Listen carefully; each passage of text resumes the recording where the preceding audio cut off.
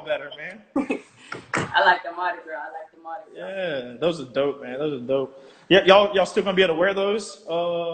Like for the you're gonna do it every year during Mardi Gras. Y'all gonna rock those or? Oh yeah, I'm pretty sure. I'm pretty sure. Cool, man. Cool. I saw the boys had like a little video and everything, so that was pretty cool to see that. But I saw y'all rocking them during the game, man. Those look dope.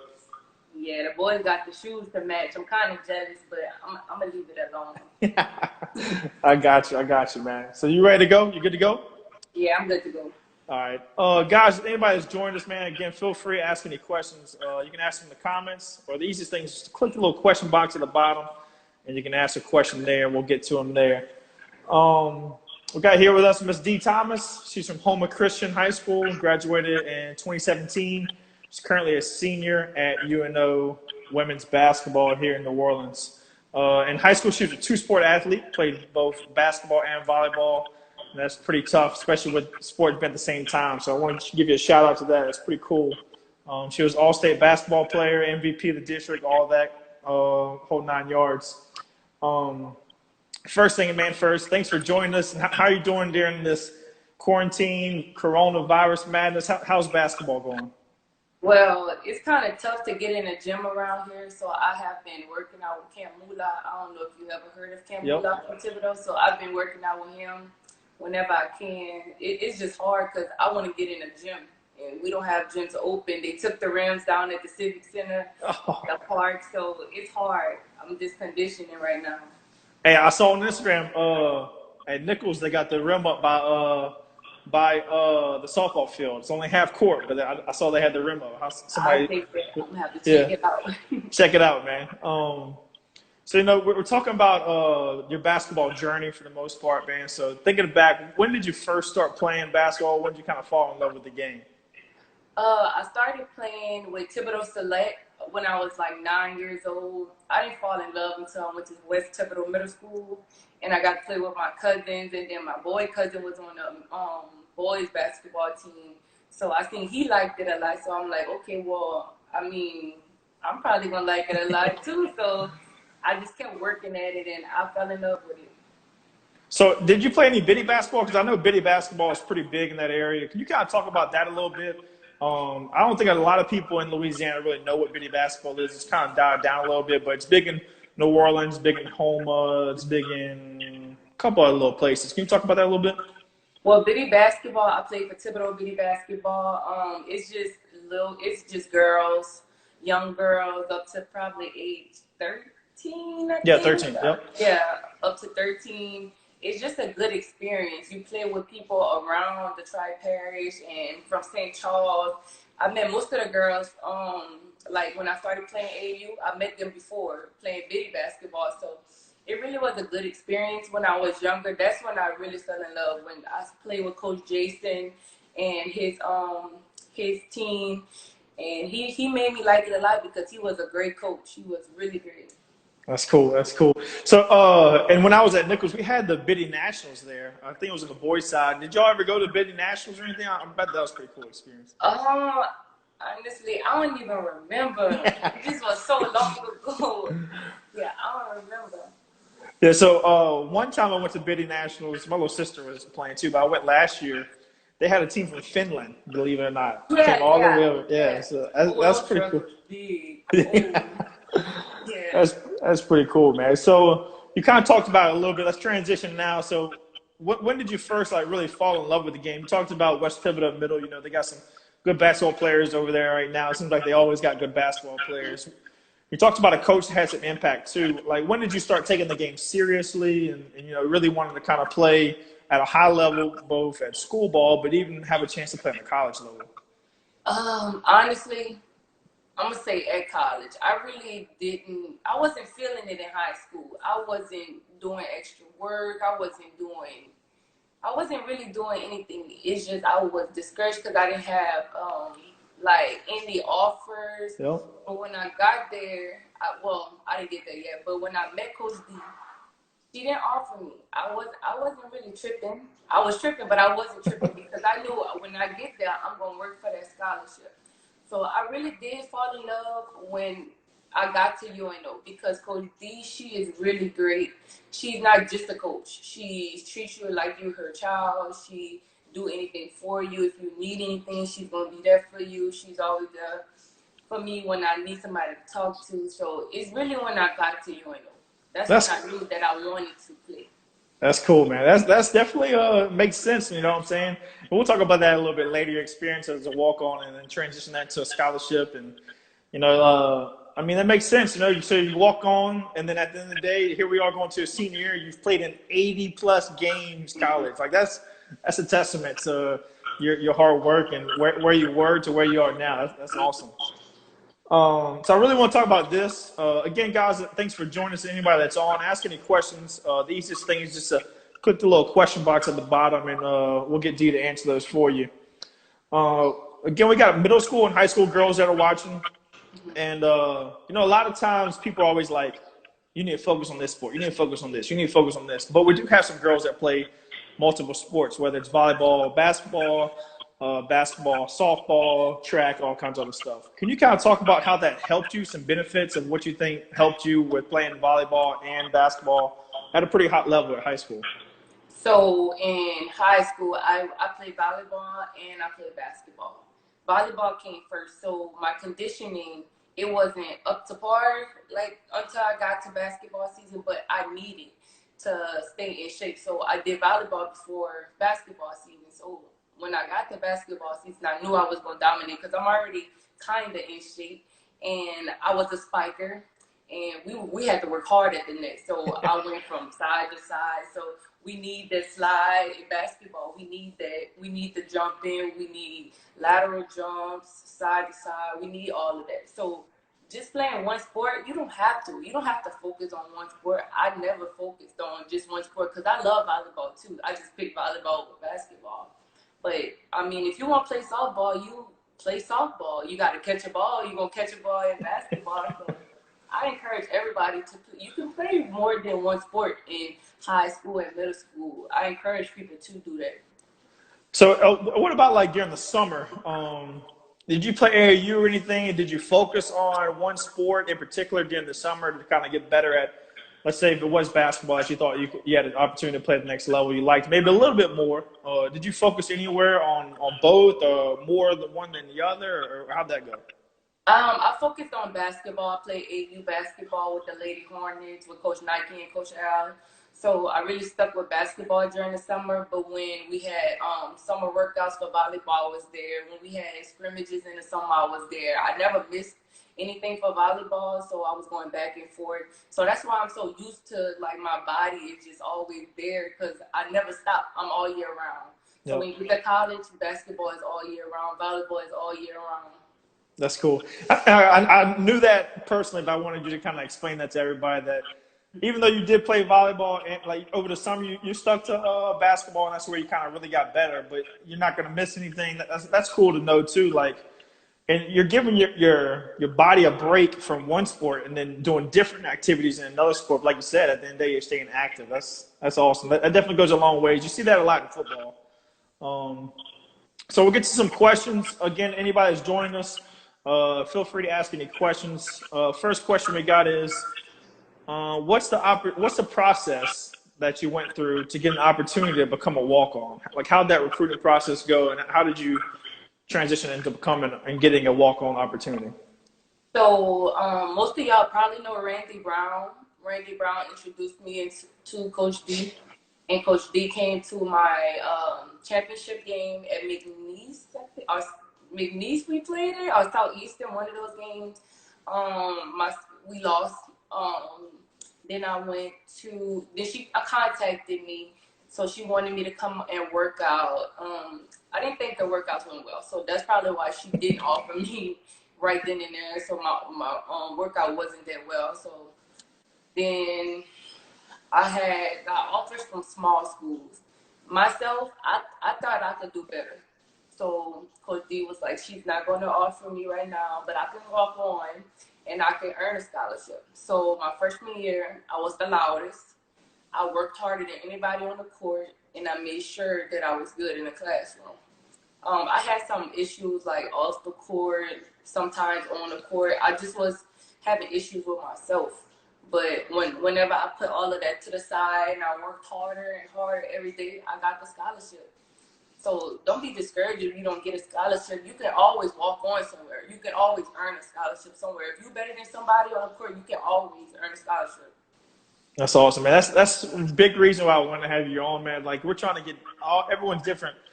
Everyone goes through a different basketball journey, you know. But I think kind of like you said, like you just had someone to kind of fight for you and introduce you to coach, and then after that, man, it's just it goes after hard work. So she kind of somebody vouched for you, Randy vouched for you, gave you the opportunity, and then y'all kind of clicked a little bit. But after that, it was just all hard work, and that's kind of what got you into the getting a scholarship opportunity, man. I'm so excited for you, man. You know, we recruited you at Nichols and kind of the same option. You know, you chose a different route, which is great, man. But I'm so excited to kind of reflect back. Here we are 4 years later, man. And to see you, man, when I looked at those stats, I was like, God, dog, she played in 80-plus games going into a senior as a freaking walker. That reminds me of Coach Payne so much. I don't know if you know his stories, but he did the same thing, man. He did the same. He walked on and played freaking buku and busted some people's heads. So that's what's so cool, man. I'm smiling over ear to ear, just so excited, happy for you.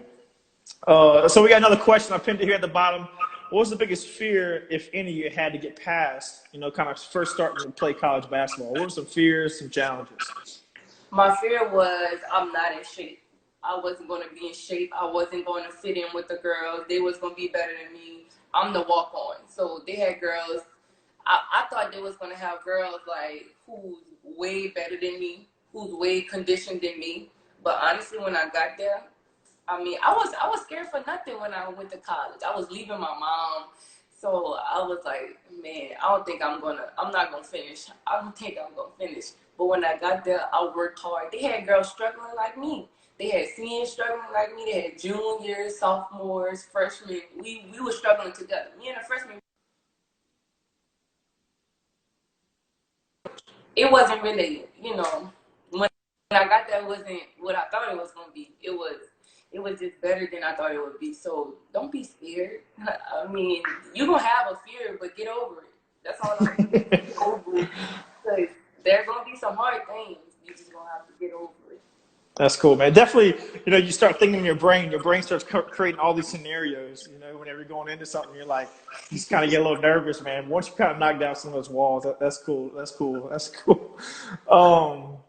So, you know, talking about the UNO, they first started recruiting you. Can you talk about the recruitment process? And we talked about the recruitment process a lot in general, but kind of like focus just on UNO. And you kind of already answered it whenever they offered you. I mean, they had the walk-on process. Can you talk about that, and then and then talk about the scholarship opportunity? When did that come? Okay, so like timetable wise, I guess is my question. All right, so when I first started with Coach D, like I said, we was at McNeese on Southeastern, wherever our game was.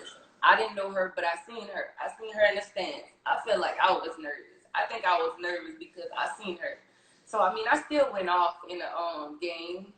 But she needed to see more. You're talking about high school championship? Yeah, gotcha. High school. Yeah. Now into college, when she started the recruiting process, she called me. She checked up on me. She came to the game at Homer Christian. She brought her family. I did actually good at the game, but she still needed to see more. So that's when she invited me to do an unofficial visit and do some workouts with the girls. The workout wasn't that well, so I feel like that's when she didn't offer me. And so let's recap a little bit. So your junior year, you're in the state championship game. She saw you. Mm-hmm. She kind of kept up with you, started recruiting you a little bit, but she never quite pulled that trigger. And now we're going into senior year. She invited you on unofficial and all that stuff. Correct. All right, keep going. So when she didn't offer me.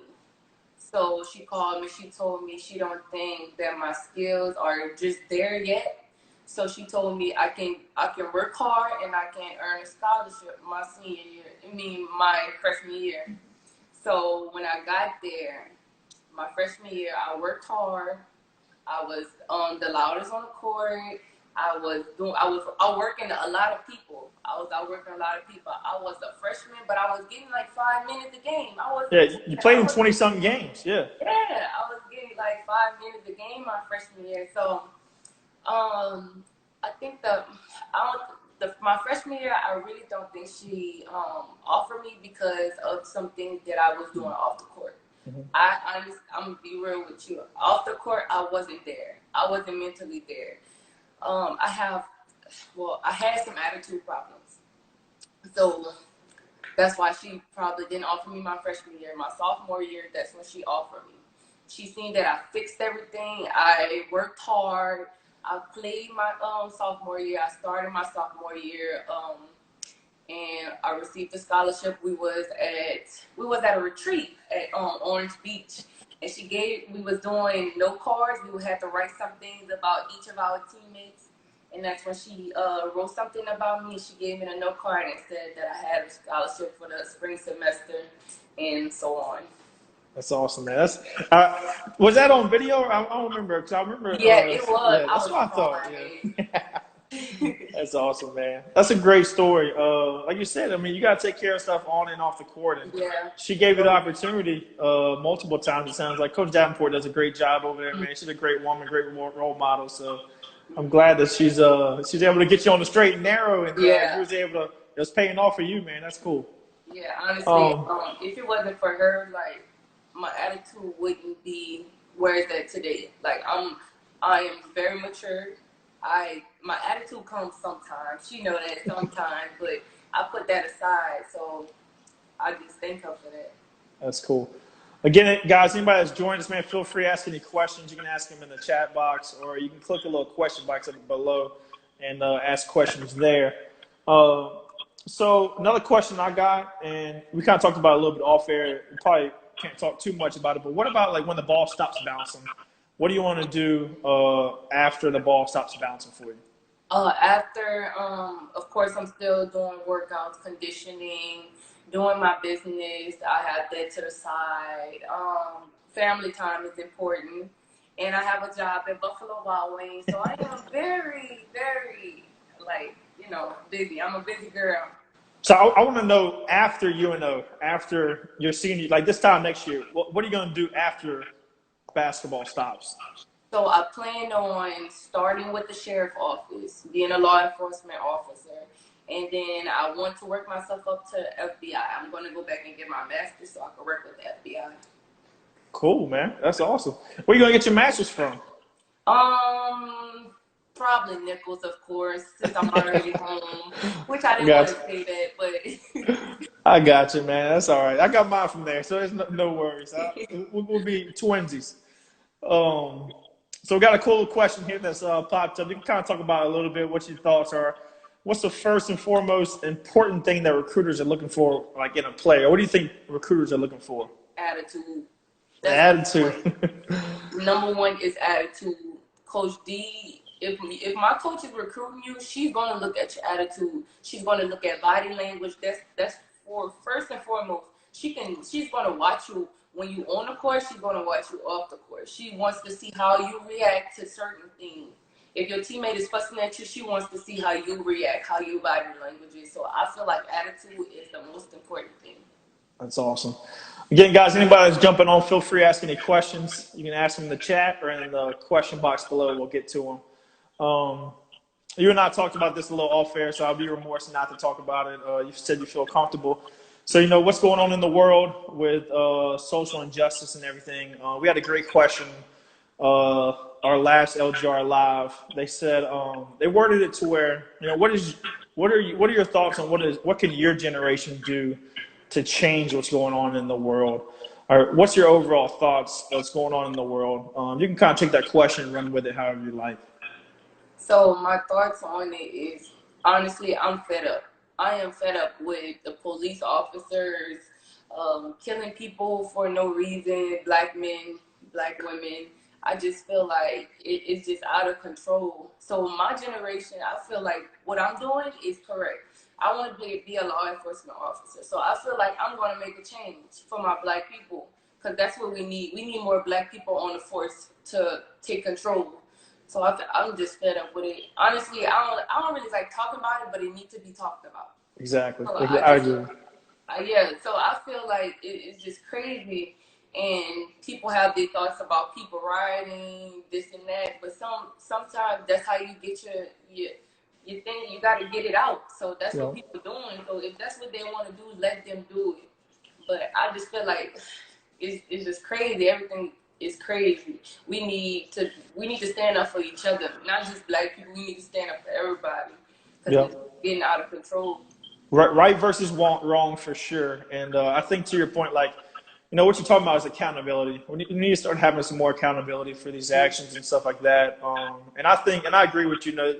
I really hope and I think this time is different. All the anger and everything's going to turn into motivation. And we got a great group of young people coming up, man. Y'all's generation is going to really have an opportunity. And it's so cool to see you, like, looking to go into law enforcement with everything that's going on, man. You're really trying to make a difference, like, on the ground. Like, you know what I'm saying? Like, your boot's going to be on the ground. You're going to be next to somebody. You're going to be able to make a difference. So I'm definitely rooting for you with that, man. Anything I can do to help you, please let me know. So, again, guys, anybody's jumping on, feel free to ask any questions. We'll be here for like another 5 minutes or so. The question that I like to ask everybody, whenever I have people come on, the biggest thing that we're trying to do is bridge the gap between middle school and high school girls that are trying to go to the next level. So you're living the dream. You probably grew up wanting to play college ball, living the dream. Do you have any advice that you can give to the middle school or the high school girl that's looking to play at the college level? I advise you to start taking the ACT early because the ACT is very important. SATs, some states take SAT, so I advise you to take that very serious and start early so you can get your score by the time the coaches start recruiting you, because I didn't wait till the last minute, but I kind of did. I mean, I got a great ACT score. So I feel like that's important because coach is always going to ask, how's your GPA? What's your ACT score? So that's very important. School is very important. A college coach is not going to recruit you if you have a 1.5. They don't want that. They do not want that. So school is very important. For sure. And can you kind of talk about, like, what's your grades now? Like you talked about, maybe having some struggles at the beginning of your college year. And how does that transition to your senior year? How's your grades now at school? My grades are great. My last GPA was a 4.0, and I was very hard for that. So my freshman year, it wasn't bad. I probably finished with a 2.8, so that wasn't bad. I went up a little bit to like a 3.0 my sophomore year, fell down a little bit, so now I'm at, like, for my junior year, I'm gonna say a 2.7, but now I'm back up to a 2.9. Cool. So when I finish, I want to have at least a 3. Sorry, I'm gonna shoot for at least a 3.5 or 3.2 or something, 3 point something. Because my grade is important. If I want to go to the FBI, they're not going to take me if I have a low GPA. Yep, for sure. And even getting into the master's program, it's gonna 3.0 or above is gonna definitely go a long ways. So let's transition into UNO women's basketball. Spend these last 5 minutes talking about that. What do you think expectations for next year, kind of rolling into it? How do you think the team's going to look? Where are y'all's games that we kind of check out? You kind of talk about that? So I think we got to do whatever we got to do to get to Katy and win in Katy. We're going to have a great team next year. The girls coming in, we're going to be great. We have 5 returners, and we know what we're doing. So I feel we're going to be great. Coach said we got to do it by any means necessary. So we're going to come out hard. We're going to finish hard. We're going to do everything we got to do because people going to be counting us out. We had a lot of people leave. So I feel like we're going to do whatever we got to do. Can you kind of talk about Katy in general? For those that don't know, that's where the conference tournament's at. I think only 8 teams still make it. Can you kind of talk about that, having that experience and stuff like that? So getting to Katy is tough because it's only 8 teams and we have like 13 teams in our conference. So we got to stay in the top 8 to get to Katy. So if you tie with another team 8 plays and you lost to that team or the team had more points than you, you're not going to get to Katy. And Katie is a great experience. I love playing in Katie. They have different teams watching you in your conference. They have the boys team, they have the women's team. So you have everybody from all over the place come and watch you. It's just a great, great environment. And I love going to Katie because Coach D do feed us good. So that's why I like to go to Katie. Yeah, it's a win or go home atmosphere, so it's nothing like that. You can't describe that. Whenever you're playing and Right. literally your season is on the line. If you lose, you pack your stuff up, you go home. If you win, you get to prepare for the next game. It's nothing Yeah. like that, man. I hope everybody that's playing girls basketball gets to experience something like that, like literally winning and move on. So that's cool. I'm glad y'all were able to experience that. I know with everything kind of getting shut down last year, a lot of people are really looking excited and looking forward to this next year. It's going to be even more exciting. Again, guys, everyone that's joined us, man, appreciate y'all for joining us. If you have any questions while we're on the way out, man, just ask them in the comments or at the question box below. The last question that I got is there anything that you would have kind of done differently, reflecting back on your basketball journey so far? Wait, can you ask that again? My bad. You good? Is there anything that you would have done differently, reflecting back on your basketball journey so far? I probably would have got more extra work and coach always like honestly, I was being lazy, so I didn't get a lot of extra work in. And I start, but I could be much better than I am if I would have got work in my freshman year, my sophomore year, and even my junior year. If I would have got extra work in, I could have been killing. I mean, I'm the fourth best scorer on the team. Yeah, but I mean, I could have been even better than that if I would have got extra work in. So my work ethic. So I should do better, and I'm going to do better this year in my senior year. I love it. I love it. Great answer. We got a cool question here. Who's your role model in the WNBA? My role model, probably Maya Moore. I love Maya Moore. I've been loving Maya Moore since I started basketball. She's a great player. She works hard in everything she do. Now my battery's going dead. Now I'm cutting in and out. But yeah, Maya Moore is definitely a great one to look up to, man. And those that don't know, it looks like the WNBA is going to be coming back, late July. So hopefully we can get some games on. And, again, at the end of the day, man, we're trying to, build some role models and some people that these girls can look up to. So I'm really excited about that, to have you on here. Your basketball journey is a lot different than a lot of people that we've had on. From walking on to earning a scholarship to having your own business to wanting to be a cop, going and get your master's, and getting to the FBI. That's all great stuff. Is there anything else you want to leave us with? Again, talking to the middle school or high school girl, or just kind of recapping the whole interview. I mean, if anybody have any questions, you can add me. I'm gonna add you back, of course. Just come to me if you need anything. I'm gonna reply, of course. I'm gonna reply to everybody, and I advise you to do good in school and keep working, get extra working. Please get extra working. That's awesome. Well, D, man, I appreciate your time. It's been a great 30 minutes, man. My cheeks are sore from smiling so much. I'm so happy for you. So, again, man, if you need anything my way, man, please let me know. Hopefully we can get to playing some basketball soon. I can get out there and watch you guys play.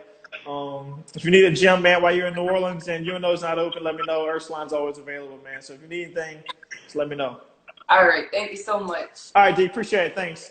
Thank you.